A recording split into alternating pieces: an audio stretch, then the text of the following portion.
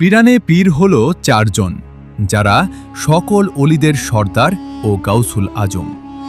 এই চারজন গাউসুল আজমদের প্রধান ক্ষমতা অর্থাৎ কেরামত নিয়ে আলোচনা করব।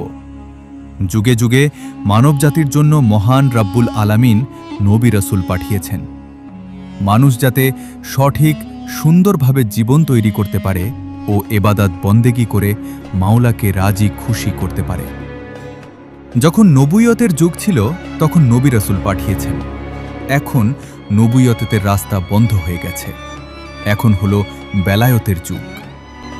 এই জামানায় অলি আল্লাহদের মাধ্যমে ইসলাম প্রচার হয়েছে। বিশেষ করে এই ভারতবর্ষে আল্লাহ পাক কোনো নবী রাসূল পাঠায় নাই, আউলিয়াদের মাধ্যমে ইসলাম প্রচার হয়েছে। আজ আমরা আল্লাহ ও রসুলকে চিনেছি। অলিদের মধ্যে শ্রেণী রয়েছে, যেমন নবী রসুলদের মধ্যেও বিদ্যমান ছিল। প্রত্যেক রসুল নবী, কিন্তু প্রত্যেক নবী রসুল নয়। ঠিক তেমনি প্রত্যেক অলি আউলিয়া, কিন্তু গাউসুল আজম নয়। গাউসুল আজম শুধু চারজন। ১. হযরত গাউসুল আজম মহিউদ্দিন বড় পীর আব্দুল কাদের জিলানী রাহমাতুল্লাহ আলাইহি। ২. হযরত গাউসুল আজম সুলতানুল হিন্দ আতায়ে রসুল খাজা মঈনুদ্দিন চিশতি রাহমাতুল্লাহ আলাইহি। ৩. হযরত গাউসুল আজম শাহ সুফি সৈয়দ আহমদুল্লাহ মাইজ ভান্ডারী রাহমাতুল্লাহ আলাইহি। ৪.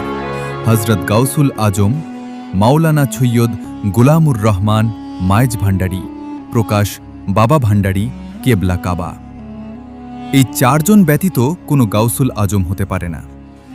এবার তাদের প্রধান ক্ষমতা অর্থাৎ কেরামত নিয়ে আলোচনা করি। গাউসে পাক বড় পীর আব্দুল কাদের জিলানী রাহমাতুল্লাহ আলাইহির চরণ মোবারক সকল আউলিয়াদের কাঁধ মোবারকে থাকবে কিয়ামত পর্যন্ত। এই ক্ষমতা রসুল পাক সাল্লাল্লাহু আলাইহি ওয়াসাল্লাম মেরাজে সফরকালে হুজুরে গাউসে পাককে দান করেছে। গাউসে পাক খাজা মঈনুদ্দিন চিশতি রহমাতুল্লাহি আলাইহি এর হাত মোবারক বিশ্বের সকল আউলিয়াদের হাতের উপর থাকবে, যেটি রসুল পাক সাল্লাল্লাহু আলাইহি ওয়াসাল্লাম মেরাজের সফরকালে তাকেও দান করেছিলেন। গাউছে পাক হযরত আহমদুল্লাহ মাইজ ভান্ডারী রখতু বলেছেন, হাসরের ময়দানে আমি সর্বপ্রথম বলিব লা ইলাহা ইল্লাল্লাহ।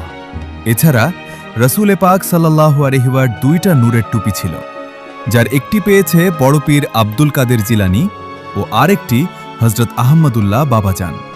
গাউসুল আজম গুলামুর রহমান বাবাজান কেবলা বলেছেন, हम इंसान के लिए आया नहीं, हम 18,000 মখলুকাত के लिए आया हूं। অর্থ, আমি শুধু মানব জাতির জন্য আসিনি, আমি 18,000 সৃষ্টির জন্য এসেছি।